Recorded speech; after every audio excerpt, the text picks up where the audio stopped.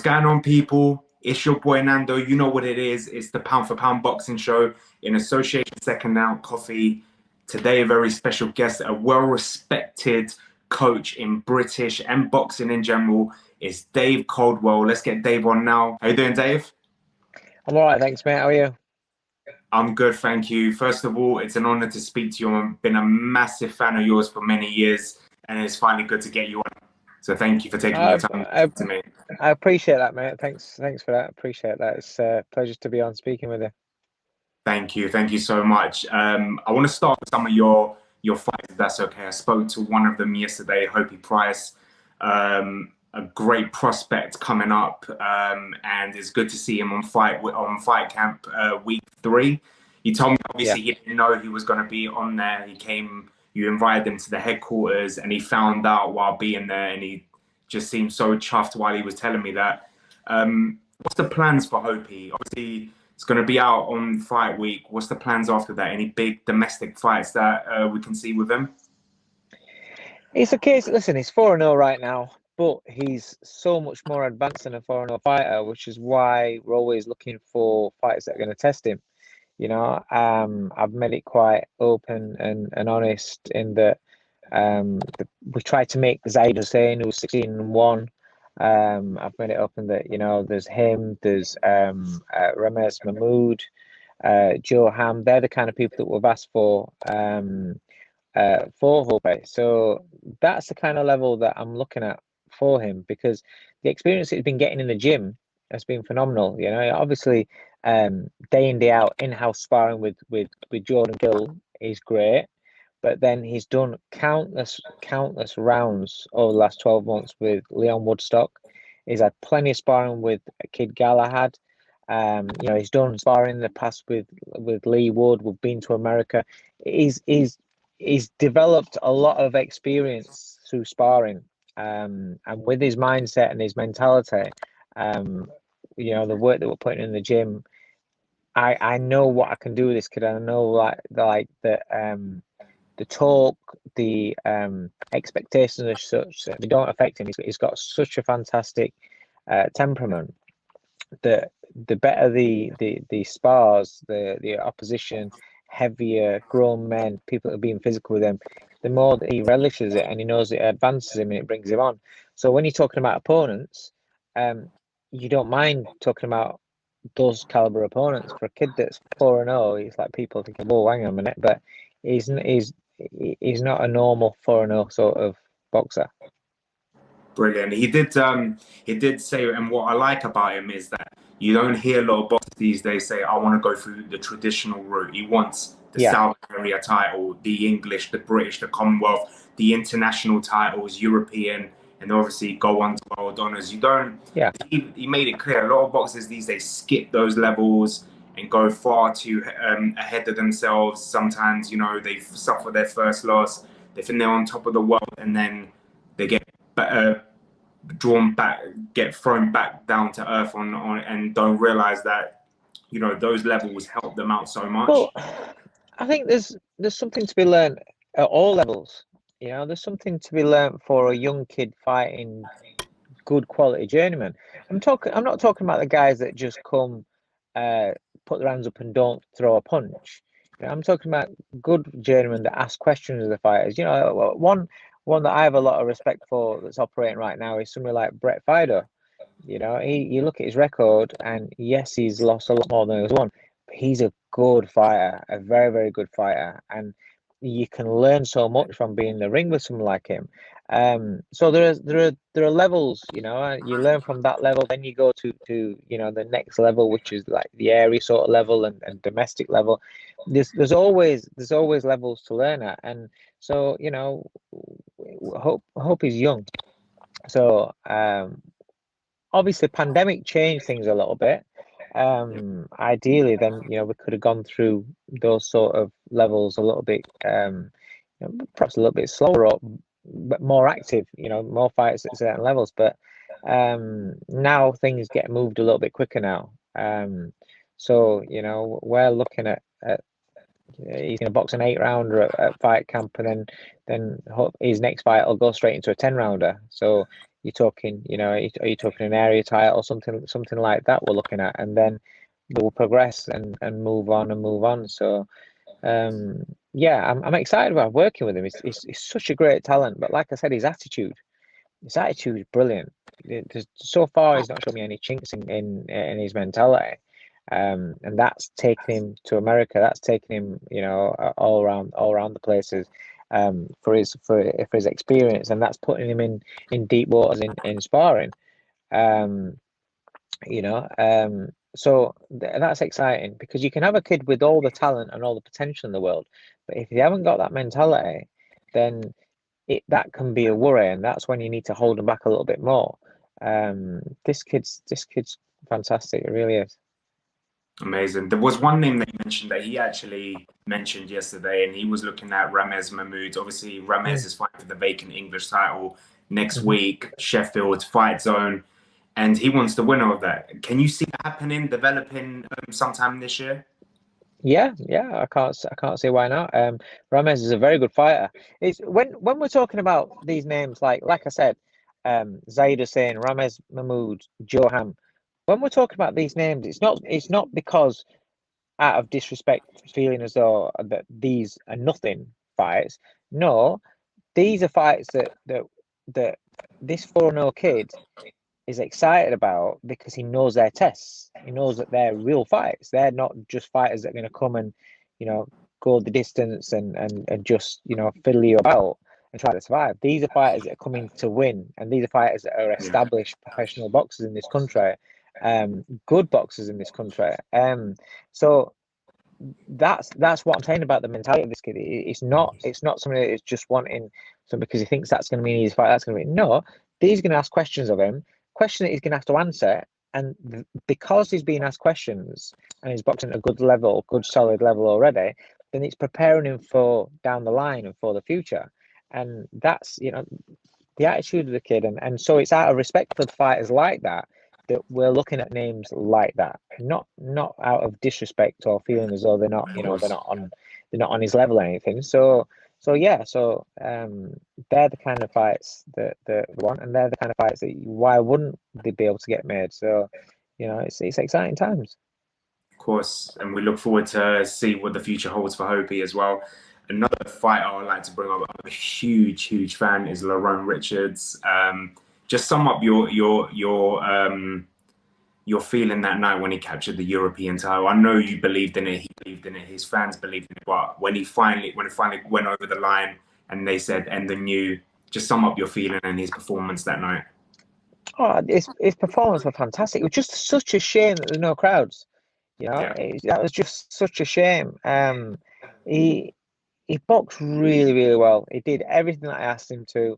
You know, the things that we've been going on and on and on in the gym. It was the last 3 weeks where everything seemed to click. Last 3 weeks of sparring where everything seemed to click, and then he got it. And then on fight night, he performed and he did everything I asked him to. He allowed, you know, I said beforehand. Let's not get this twisted. I said beforehand that his opponent, De Carolos's style, was made for Lerrone to go out there, and if he go out there and express himself, he would look very good. But what we've seen in the past with Lerrone is that he doesn't fully express himself. He doesn't fully just go out there and show us his talents. He kind of does just enough. And in this fight, he went out there and expressed himself, and he looked great. It looks great. It was, you know, it was a really good performance. So I was very happy with him, because it's all part of a process. You know, it's only our second fight together.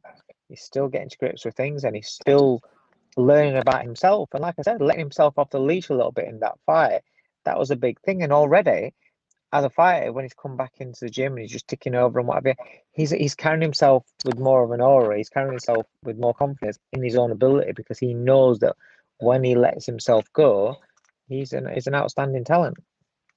Can we see him getting a record deal soon, singing as well? I don't know about that. He might end up on one of the kids' TV channels doing some sort of song for the kids, or telling nursery rhymes. Maybe, but I don't see him on MTV's chart rundown. I don't see that anytime soon. Obviously, you're probably not allowed to say. We put up a poll on our page. The fans want it. The EBU announced that there's talks. John Ryder are those rumors true, David? I don't know if you're allowed to say. There are no rumors. It's not the EBU have put it out as a fight, but John Ryder's due to fight for world title, I believe. The guy pulled out his opponent. His opponent pulled out, and yeah, but I saw Eddie doing an interview where he was talking about Ryder stepping up to fight Bivol. So Ryder wants a big title fight, a world title fight. So is Ryder going to be fighting Lerrone? I don't know, but are we already looking at big fights for Lerrone right now? Yes. So if the fights that are being spoken about are materialize and do happen, you're going to be very happy, and they're exciting. So exciting options. That's the thing. He's got options. So it's exciting. I don't manage Lerrone, so I just train Lerrone. That's S-Jam's department. But obviously, they speak to me. Sam Jones rings me and talks to me about what the plans are and things, as does Eddie. So we're all on the same page, and we're all excited about where this could possibly go. Lerrone's got one job, and that is to train hard, keep learning, keep developing, keep growing his confidence, and take up singing lessons. Wherever the future holds next for Lerrone, we'll be excited. We just want them big fights for him, and for him to show the world. He already has, but to show the world what he's about as well. Yeah, definitely. Yeah, he's a big personality. People are now starting to see that. He is a big personality. He's not just a kid that wears the bumblebee shorts. If you stick a mic in front of him, he's getting more. He's starting to do, because he's in the gym. He's nuts. He'll just come out with things. He's just off the wall. Really is very quirky. He's got a heart of gold, but he's a funny kid and he's a great character. So it's nice that people are starting to see that. Yeah, it's brilliant. It's brilliant. Another one of your fighters I'm a fan of as well, Jordab Gill. He's due to fight for the European title, is that correct? Against Gago? Yeah. Is there any date yet for that? No, we're just waiting on the date. We're waiting on, obviously, with all this with the zone, announcing what they're doing with Matchroom, sorting out the dates. There's the COVID, coming out of the COVID, the back end of COVID. Is the fans allowed? Aren't the fans allowed? There's shows and things like that are kind of like getting juggled about because they're hoping that more fans are going to be allowed and things like that. So we don't know yet what day it's going to be, but it's coming. It's coming soon. We know it's happening. So we haven't got a concrete date, but we're in training for it. We're preparing for it. And Jordan's had some very, very good fights, very, very good performances, and very, very good experiences in the ring. You go to Jason Cunningham. Look at who Jason Cunningham is. Look at what he's done in his career, and Jordan boxed fantastically in that fight. Gathered so much experience from that fight. Then he went into the Ryan Doyle fight, a great performance in a fight where people, a lot of people thought he was going to get beaten. Brilliant performance. He went on a little bit roll, and then wheels came off a bit against Sunoco. But that isn't something that we look back on and we try and bury his head in the sands or anything like that. A lot of lessons were learned from there. We know what part of the issue was, but on fight night he made the wrong decisions. He wasn't experienced enough in that situation, and he made the wrong choices, and he learned from that.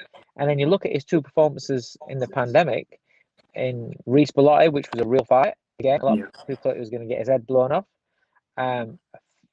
Outstanding boxing display in that fight. And then against Cesar Juarez, who's boxed and operated at world level, giving world-class fighters tough nights. Jordan was brilliant. Absolutely brilliant. This kid is just developing, and now over the last 12 months, maybe a bit longer, he's somebody that's just started believing in himself and understanding what I see, understanding why I speak so highly of him, and you know, truly he's gathering that inner belief, and I'm seeing it. It's so consistent, is you know, and his performances in fights over the last 12 months, but the day in, day out in the gym, in the sparring sessions, we work on things. He goes out there and he practices them in sparring, and he's just getting better and better and better. Number 4 in the WBA now, number 12 in the IBF, fighting for the European title. He's in a very, very strong position. Yeah. So it's exciting times. I think I speak for a lot of people that a lot of people are scared for Jordan when he says, "Oh, because it hasn't been here for the Brits against the Mexicans," and he brought it home that night. And what a performance from Jordan!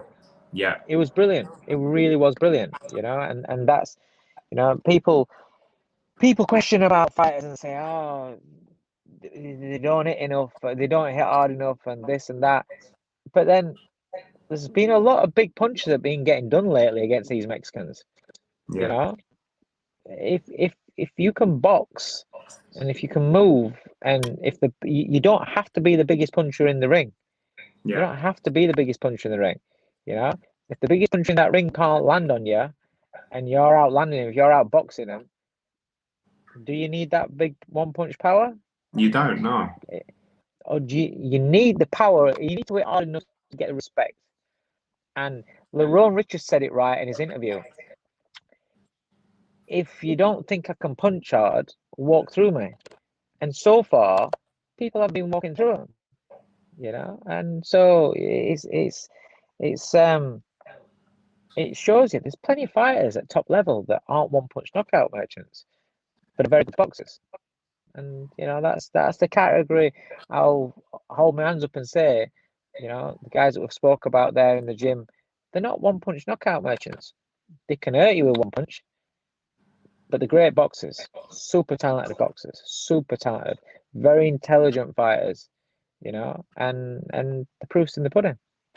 100%. There's two types of boxing fans. There's diehard ones that want that sweet science, and then there's the ones that just want the knockouts. If you're a diehard boxing fan, you appreciate the performances from Lerrone and Jordan as well. It's all fun. Yeah, don't get me wrong. It's good to sometimes see a great knockout. Oh, listen, I love seeing. Don't get me wrong. I love seeing a tear up. I love seeing a great knockout. Don't get me wrong, but ultimately, just because you can punch doesn't guarantee you that you're going to become a world champion. Doesn't guarantee you that you're going to win the fights. Because otherwise, all the world champions, they'd just be big punchers. But that's not the case. 100%. Another fight I want to bring up to you. She's not your fighter, but she's someone that you have been associated with, and you've seen the talent that she has. Is Timlin. She's fighting for the manager. Yeah. Yeah, you manage her, and she's fighting Mary Romero for the European title. Tell us about that. Is there any dates, any progression in that? How's her injury? Just wait again, because of COVID, it's slowing a lot of things up. Promoters where they came up with an idea to put on a date, and now thinking, oh, hang on a minute, if we wait another month, maybe we get crowds in. And they're trying to adjust and do what's best for them, because it's very expensive putting on shows. If you ain't got a crowd, it's a nightmare. So obviously, from a business point of view and a survival point of view, you got to understand with the promoters that if there's a glimpse of them, maybe perhaps if they put it back a month, you know, a few weeks, they're not going to lose that money, and then you can understand why they want to do that. So we're just waiting again with him, and we're waiting on a date, confirmed date. But she's training for the fight. She's learned a lot from a last fight with Carlos Gongora. She's very, very young. She's improving, getting some great working with Kieran Farrell. Great work ethic in that gym. Kieran's got an unbelievable attitude. I love his attitude. Got so much respect for him for what he's done, and it's rubbing off. And that's going to be a great night. It really is. Obviously, the focus is Mary Romero, but could you yourself see a future rematch with Carlos Gongora, in your opinion? Yeah, most definitely. The only reason why the rematch didn't happen is because the opportunity to fight for European titles there. Yeah. Why when you haven't got a date from a promoter of when the Skelly rematch was going to happen, why am I going to sit down and just wait with nothing known when I get offered a chance of her fighting for European title. She wins that European title. The fight with Carly Skelly becomes massive. It becomes massive. So, and it could be for 2 belts. Yeah. So it's all good. Brilliant. Look forward to that. Just want to bring up a couple of ex-fighters of yours. The first one is Tony Bellew. Obviously, he manages a few fighters. Just your take on Jazza Dickens versus Kid Galahad 2. How excited are you for this fight? Good fight. That's a great fight. Do you know what? We talk about it in the gym quite a lot. Myself, Jordan, Hopey. We can't figure out. We're like, who's going to win? Because you'd have to say, obviously, Barry's boxed at that level, boxed at higher level more. He's very experienced, good fighter, won the first fight. But Jazz has improved so much. Barry's perhaps been a bit inactive. Jazz has got some momentum with the golden contract. It really is a pick and fight. It's going to be a great fight. I can't wait for that fight. Amazing. I can't wait for it. I was very disappointed when it didn't happen on the Canelo undercard. Just a blessing in disguise. Now it deserves to be a main event in England with a bit of a crowd, and it just worked out the best way. Yeah, it's going to be good. It's going to be good. Can't wait for it. Another fighter he manages, April Hunter. What's your take on this young female fighter? I was up in Newcastle when she last boxed the other week. Great character. She seems crackers. So, she knows how to get the crowd going. Seems early days. She seems a little bit inexperienced in the pro game. I don't know what her record is, to be honest. But as long as she keeps learning in the gym and keeps getting the right fights, women's boxing is exciting right now. There's doors being opened left, right, and centre. So yeah, she's definitely a good prospect. Somebody to keep an eye on. Another one, Derek. Obviously, a lot of controversy against Parker. Some say Parker deserved it. Others say Derek got robbed that night. The rematch is going to happen. You looking forward to this rematch? What can Derek do different? I'm looking forward to a rematch because it's Derek. I want Derek to win. But did that first fight do anything for me? No, not really. I don't know. I don't get what it is with Parker. In his big fights, he just doesn't seem to. I don't know. It doesn't look like he wants it. I may be doing a disservice. I like Joseph Parker, but in the big fights, he just, I don't know. It's like in that fight with Derek, he didn't seem to do anything for round after round after round. It's been a while since I've watched it that once when I watched it live. I haven't watched it back. But I got the impression that there was only one man in there that really, really wanted to win, and that was Derek Chisora. So he's got his rematch. So I hope Derek goes out and does the job. And again, that's no disrespect to Parker. I like Joseph Parker, great character. He's had a great career, but plain and simple, I want Derek to win. Do you think the loss to Anthony Joshua and then going to lose against Dillian White affected them a lot? Obviously, being world champion, beating Andy Ruiz, beating Hughie Fury, beating maybe. Yeah. But also you have to understand is that some fighters reach a level and they're just not beyond that level.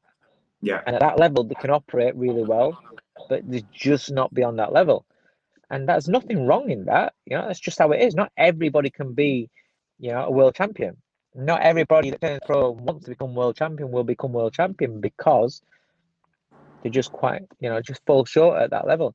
And I think Parker, although he's WBO champion, he's had a great career, but I think with that higher level, I just think he falls short in that category.